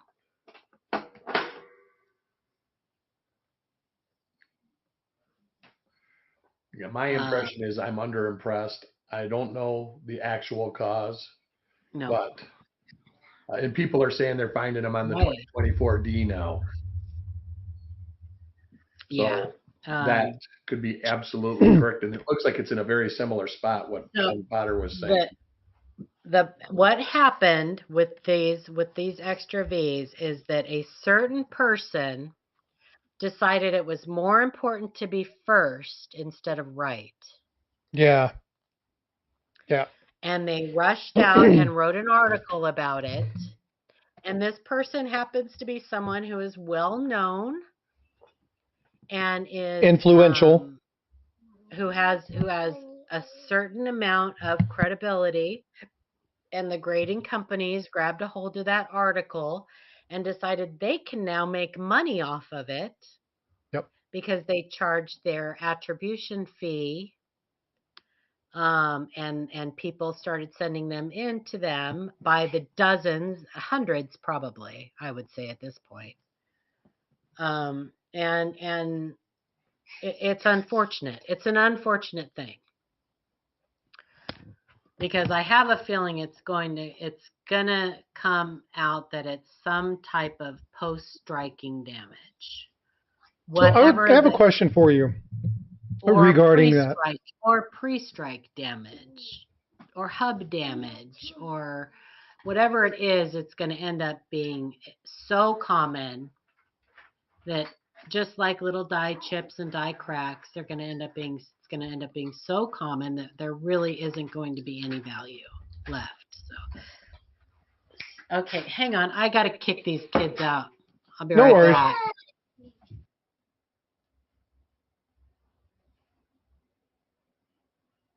So, Eric, do we even know what caused the extra V? So we don't. There's all sorts of speculation what it could be. And I do know there is one of them is significantly more prevalent than other two. The other three. I think there's been 4 locations, but you don't hear much about the other 3 locations anymore. That was like right when it first came out. And now I'm seeing that people that are 2024 are finding them on 2024D possibly. I'm not so sure they're real, because I do think that people did try to fake these. And Eric, that's another problem. Yeah. Is that because that is in Cuse on the coin, people have found ways to create that. That's right. Yeah. And I think that is a lot of it. Mm-hmm. Even the other locations. I think the one that's prevalent is happening at the Mint. I'm not certain the other ones. I'm less likely to believe because they're literally one or 2 pieces seen. And Sean can tell you right out the gate when these first came out, that was one of my concerns. Mm-hmm. I know that people were going to be creating them. Yeah. Well, and that goes back to, like Frosty says, the first Minnesota double die reverse. Yep. Speared Buffalo Nickels from 2005, I think it is. Mm-hmm. They were crazy, and they really were just a marketing issue. Yeah. Ken talks about that too. Yeah. And they still command a little bit of money, but nothing like they did when they first came out. And some of them are not even doubled dies. Right. You're right. So. Yeah, Robert Pintoff, it's always about the money. I stepped away. Tons of collectors have gotten hurt. Again, when we were talking about this morning prior to coming live, I reminded them of my buddy. We talked about the 2005 Minnesota Extra Trees. And my buddy purchased one back in the day for $1,500. Mm-hmm. And of course, you want to buy first. You want to get out there because if it is in fact a rarity, you want to make sure that you get it. The problem is they kept finding them, and they kept finding them, and they kept finding them, and they kept finding them, and they kept finding them. And you said there's like 200 varieties of that, something like that, Eric? Oh, between Wexler and Conecuh, probably over 200. And so the problem is that, yeah, you can find one or two. Now, his is one of the nicer, more collectible of the things. But again, he'll never see that money back, ever. Right. And that coin's only worth $250. Why did I close my coin store? Well, it wasn't so much a store, it was a business. I bought a lot of estates and stuff like that. But the reason I actually did it was because of the silver spike in 2007. And ultimately, I like to do this for a hobby. And the last 3 years, I had the business open. I didn't get to enjoy the hobby. All I was doing was buying stuff, working the orders up, trying to get rid of the stuff. So it wasn't fun. It was work. And when something you enjoy turns into work, like I like to work to do something that I enjoy, but I was doing something that was work and I didn't get to enjoy it because I was too busy. And then when silver started spiking up, most of the silver I bought for $3 an ounce. It was prevalent, 345, 360. It always went into the $3 and $4 range. All of a sudden, silver spikes to $50 an ounce, and people still want to sell it. Well, a lot of coin dealers back then, they got buried in debt. And I made the decision that I wasn't going to get buried in debt. And I just closed it, and my life became happy again. I got to start enjoying what I did, looking for RPMs and double dies. And that was the reason. And then I just never had the desire to ruin my life like that again. Finding a coin shop is no joke. There's a lot of work and a lot of overhead. It ultimately was buying and selling silver and gold, and that wasn't the part of numismatics that I enjoyed. I'm kind of a specific niche in the hobby. I collect RPMs and variety coins. Other coins, if I have them, I just have them. I don't buy them because I collect them. Burnout is a real thing, and that's actually what it was. Is I was buying and selling so much stuff that I couldn't enjoy what I was doing. Yeah, and again, remember, this is a hobby, and you can make money doing it, but you have to have a realistic expectation of what that means. In terms of investment turnaround, you can't beat finding a 1958 RPM number 3, finding the penny, and then turning around and being able to sell it for $20. That's a 2,000% profit. But a lot of people go, man, the time you have to spend to sell it and everything else, again, is it worth it? Sometimes it is, sometimes it's not. Should we grade it? In most cases, if you have to ask the question, the answer is no. No reliable coin business will pay spot for anything. Yeah, well, I mean, they're going to spend under because they have to have, there's a profit margin that has to be met. Electricity, help, all these bills to pay. So buying it for what it spots for, you have to have margins. You sell it for overspot, you buy it for underspot. I know that doesn't sound fair, but they got a business to run too. They can't just make no profit on everything. Well, and that's why it's important to build a relationship. But just because you build a relationship with your coin shop doesn't mean you can try to take advantage of them. They have a business to run, and you need to remember that. So right. It's just like if you owned a bar, you wouldn't want your friends bringing people in and expecting free drinks, right? That's a lot of money out the window. So it's important that you treat shop owners and business owners with a level of respect.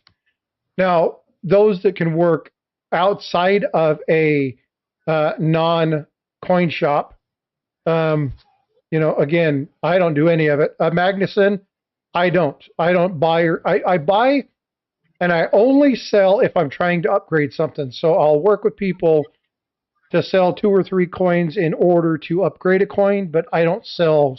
I don't enjoy that. I would rather do education. I like learning about something and then sharing that information. Dan McCumber, are you still here? he was giving me a hard time about why would I do a video on this coin? You'll never be able to afford it. That is And I'm right, like, Invisible River. because it's a $3 million coin and it's badass. That's why. But yeah, I mean, I'm not turning things over. So no, I don't do that. But what I do like to do is I like to make sure people have good information. And I just like learning. And so it's really important. Yeah, Dan's here. And it's really important to look at it and go, you know, somebody's like, well, that was foolish. And I'm like, no, it's not foolish. It's a good question. If you're looking for coins, you need pertinent information now. And most of the time we try to provide pertinent information now. But I like numismatics. I like the oddities, the rarities. I'm doing a video right now on 10 coins over $1 million, but it's not going to end with a 55 double die.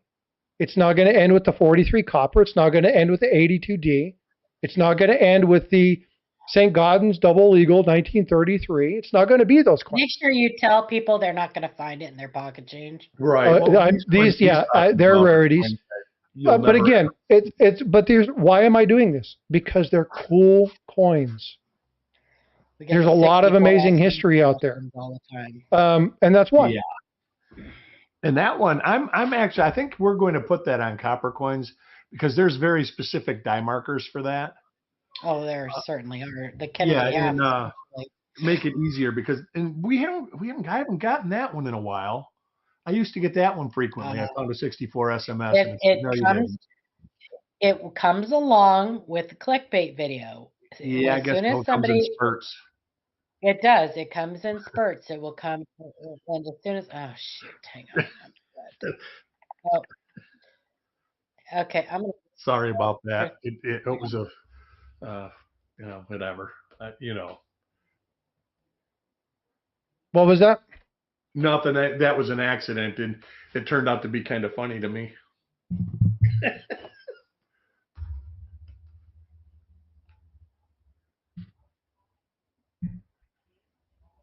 I always want to learn about coins. Yeah, there's Robert Bruce. That's the whole premise of this first part of today's discussion was, what do we do to provide better information for you? What do you want to see?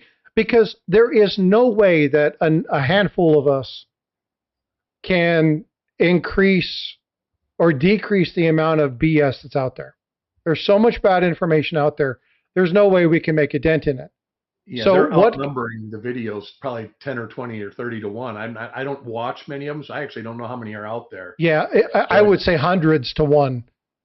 Because there are people putting out channels with 50, 60, 70 videos, and they're doing it the same video with different color patterns and different motions, but they're the same video, and they're creating 4, 5, 6 shadow channels, and they're producing the same videos across those, and they're utilizing AI to change up and put different animations on there.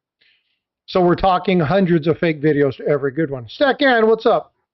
Good to see you this morning. Well, and YouTube doesn't care because as long as people are subscribing and clicking on those videos, their ads are being shown. So they're the more the merrier. They just don't care. Well, and one of the issues is, so the more information that goes out there, the more bad information, the more these bots are picking up that bad information, and the distribution of bad information is getting worse. At what point do we identify and resolve that? They've asked me, hey, do you want to allow people to use your videos for AI learning? But no. But am I doing a disservice? But if I share all the information, now people will have all my information. I don't mind sharing it. How come they never asked me that? They probably already know your answer. Oh, really? Your name probably comes up highlighted in yellow and red. Careful, she's a mean one. 82D that I found last year. See, yep. Robert Bruce has a question. You always ask about that 82D, Robert Bruce. It's not the right one. You ain't gonna find it. Yeah. Don't stop looking. But yeah, the chances of finding it, there's not many coins that you will So, Robert, the key is if it's not a small date, it doesn't matter the weight. Use that time that you've been looking for that unicorn, looking look for for all other sorts of stuff. Yeah, if it's not a small date, it doesn't matter. Yeah. Period. End of story. That's like the $50 hunters. We found a 71 CDO #1. It's like, man, there's a way better one to look for. Look for that one too. And they don't. And I don't understand it. There's so much stuff to look for, and they just don't look for it. Man, the one that you showed wasn't last week; it was the week before. Yeah, the one that had the quadruple. That was a beautiful piece. And that was on what, a 60? That was a 64, but 64. That box is put away. But there's it's FS5 or 102. 102. Yeah. Hey, Invisible River Ranch, anything ever happen with that overdate? That's a great song. I'm not saying anything more. I'm just curious if anything ever happened with that. Invisible's listing some really good songs, though. Yeah. YouTube algorithms. Hey, Coach, what's going on? Just saw your. Hope you're doing well. YouTube algorithms we have determined that YouTube algorithms do us no good because we are a very specific channel that strictly teaches. Yeah, when you're going. A lot of people don't want to take the time to learn. There's always the like button, and there's actually articles about that. But when you're getting 50 to 100 likes, their algorithm doesn't do anything. It says, "Oh, he's getting 50 or 100 likes. Next." They're looking for stuff that's getting thousands and thousands of likes. And that's the one thing that they've learned too is that likes and dislikes don't matter. It's just the button hitting. Engagement. Yeah. Engagement matters. Yep. Somebody, fire, false alarm. Yeah, the street right behind my house, and that for them to go down that street, it's close to home. Stack in here. She is firefighter alert. Fire. So, but yeah, again, it's one of those things that I don't know. You're giving away the blob coin. Well, don't give it away. It's a decent coin. I mean, you didn't overpay horribly for it. It's just not what it's labeled as. They do, Robert Bruce. They have put it in a different flip that doesn't have that on it. They have 82D small date zinc and 82D or 82P small date zinc and 82P small date copper. There's 7 different coins. 7 normal business strike varieties for the 1982 and 82 Denver.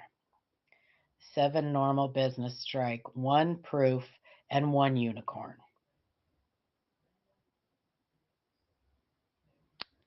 It's toast. It's actually one of them low ball blob in the right spot coins. Well, so for that date, it's the 2. It's not uncommon for the 2 to look like that. There's a die chip or a broken die. It's not uncommon for the 2 to look like that on that date. But there are high grade examples of that coin with the 2 that's a blob like that. So that doesn't affect the coin. I'm just curious if the person ever said anything about it, if they ever admitted that. I know what coin you're talking about now. Yeah. There is a pattern, but Eric, here's the deal. Really, when it comes down to it, if you have a channel that is geared towards a specific thing, even if you have 1 billion subscribers, you're still only your target audience is, so people may subscribe to your channel, but it doesn't mean that they're going to come back and actually watch your content. And You know what I mean? if I So had to I want speculate, people that are going to actually come and watch our channel yeah, and learn if, and if I had to not. speculate about algorithm, I would say it's all advertising based. We had so many people that were using us to answer, sending us emails that were just using our service that weren't even subscribing to our channel. They were just using our service. And that's why we had to cut out doing what we did. We still haven't come up with a good alternative to that yet, other than the Facebook group and utilizing the Facebook group, but it was not sustainable the way it was. It just wasn't. So I just support. Yeah, a lot of this stuff costs money that people don't realize, that there is output of cash to get this stuff to keep it going. And you don't make money off of it. Here's the real story. I like that guy selling it. About the free stuff they gave me was one of them deals. Yeah, that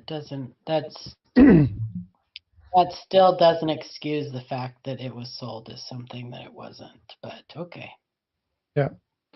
If you're okay with it, that's fine. It's just there's a responsibility factor there that needs to be made. So, yeah, and the scent hasn't been confirmed that it's going away. There's a lot of people talking about that. Oh, it's not going anywhere anytime soon. It's not going anywhere anytime soon. You guys, every single one of you here in chat, I would be willing to bet my house that you will see the scent in your change for the rest of your life. Oh yeah, And yeah, probably your children's lives and probably your grandchildren's lives. and there's a chance they don't quit manufacturing it. There is, but even if they stop manufacturing it, it's not going to change anything. It's like there's certain things in our society that Congress is not really willing to deal with. And the penny might be one of them. I mean, I can't say for sure, but he did not find that coin searching Invisible River Ranch. He did not find that coin searching. He may have thought he cherry picked it off of somebody. That's how he found it. He is. I've seen him at shows. He goes around. He does what most variety collectors do. He didn't find it coin roll hunting. That's for sure. Crafty Dragon, I kind of believe that is more of a possibility than them saying they're not going to mint the penny anymore, is them making it and putting it in the mint sets and maybe selling a few rolls. And that's what they should do on the website. Yeah. And they should make them. And they should make them bronze. They should go back to the original composition. Mm-hmm. Sell them for $10 a roll or $20 a roll. Yep, that's what they should do. That's absolutely what they should. And that might be what they do. But there's no way to tell. And that statement, what is about 4 weeks old now since the Super Bowl?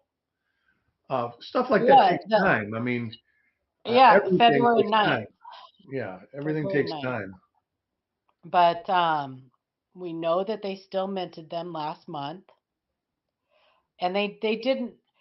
I did the math. It was something like 300 million, and even if somebody said, well, they had to have, they could have stopped it after he made the announcement, which means that they would have minted over 300 million in just the first 9 days of February. Well, but the Federal Reserve, the guy that's the head of the Federal Reserve, if the banks are saying we need pennies, they're going to make pennies. Yeah. And obviously the bank said, hey, we have no pennies. Out of one thing in this country, almost every house you go into has a jar of pennies sitting in it that people don't take back to the bank. Yeah. So they collect that stuff because it's a penny. So, it costs almost 4 cents, Pedro, to make a cent, and it costs 13 almost 13 cents to make a nickel. Make a nickel. Mm-hmm. Yeah, but they make it up in the other denominations that they mint. I almost said print. Oh. And also I think there's depreciating factors that are involved. The cent is kind of a tricky one because people tend to let it sit in a jar. but like a dime. Why it costs them a lot of money. Dimes circulate for a long time. Nickels circulate for a long time. So like last year, they only made 80 million nickels, which is low for nickel production. It's because they had nickels in product. They had nickels in circulation. They didn't need any more. So you have lack of production where the bottom line would see normally, I'm not sure what it is. Let's say they make 1 billion nickels in a year. That normal, what they would put aside for that production has been saved. So you can take that off the back too.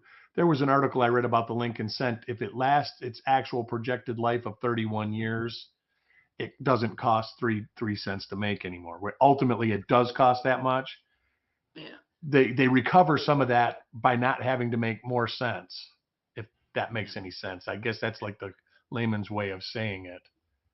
No, Invisible. I just want to clear something up real quick.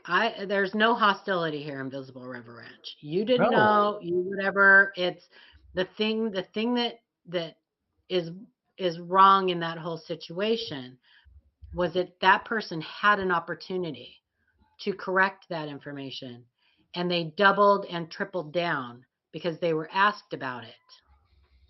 And they doubled and tripled down. So they not only sold you something as something it's not, but also gave incorrect information to everybody that was watching that stream at the time. That's the only problem I have, because when you educate people or claim to be an educator, you should be absolutely willing to say when you're wrong. Yeah, absolutely. No, it's not personal, Invisible River Ranch. It could be anybody. I've called Frostbyte out on stuff all the time. It's not that it's when you have an opportunity, when you're given an opportunity to correct something and you don't, that's where I have a problem. When you call yourself an educator and you don't correct yourself and you don't admit when you're wrong, that's when I have a problem. I am wrong. I have never had a problem saying when I've been wrong. I'm wrong all the time. Look at that was the statement I made to Silver Spurs today. When I did a reveal, because he sent me a message and said, "Hey, on the video you said this was a double die." Well, technically it is, but it was a working hubbed double die. And it eats me up inside when I know that I've given incorrect information. I will go completely out of my way to correct it and make sure people I want to add something too, because Paula, when we did this, I shared the email with Paula. We were on the phone together. Mm-hmm. The email that I sent was very clear. You do not have to bring this up online. Mm-hmm. I want to know this question, but you do not have to read this email live. I'm not challenging you live. I just want to know, because we have looked at this and not been able to find anything. Can you tell me where you got this source? There is no history of this coin ever having existed. And what I was told is, I know it's hard for you to understand things. And I'm like, well, it's not that I'm having a hard time understanding. It's that it doesn't exist. I asked for a resource. That was all. And in the email, and I even shared, I was very clear. You do not have to read this out loud. I'm not challenging you publicly. I just wanted an answer. I was giving them an opportunity to go, maybe they knew something. Maybe they figured something out. And they doubled down and called me a fool for it. So that is a problem. Doesn't matter who you are. Doesn't matter what your knowledge level is. When somebody gives you the opportunity, you should take that and go, you know what, I'll get back with you. And Invisible River Ranch, I'll tell you also, and everybody in here in the chat who was watching at the time knows when we discussed this before, had it not been you or somebody that was my friend or that I knew, I may have mentioned it, but it would not have been as big a problem for me. It became more of a personal problem for me because I consider you my friend. Hold on. I'm gonna take everything out. Everybody who was in here knows that I specifically said that. It happened to be a friend of mine that was sold this, and So I'm going to that's read you, Invisible. I'm going to read you I'm not going to read the whole thing, obviously, because that'll be there. That's true, Pedro. Thank you for that. That is true. That is true. And I'll tell you another thing about having certificates like that. Everybody in this, everybody can take that course. It's a correspondence course. Everybody can take that course. Yeah.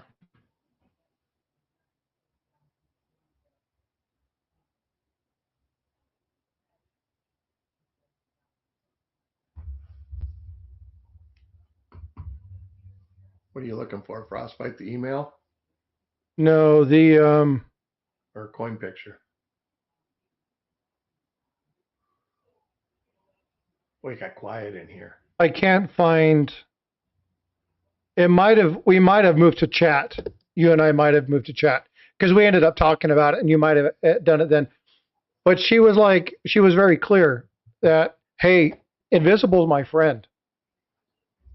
And I was like, well, instead of you doing that, let's make sure that we address that. And at no point did we ever mention the channel that we're talking about. It's never been dropped. And so I want to be very clear. I gave that channel every opportunity to not mention or not do this. When he doubled down, it's our duty and our obligation to say, when you look at this, this is why certain things can't exist. So here are the fundamentals behind it. And again, at no point was the channel called out. I did hours of research just to make sure that the information that I was passing along was correct.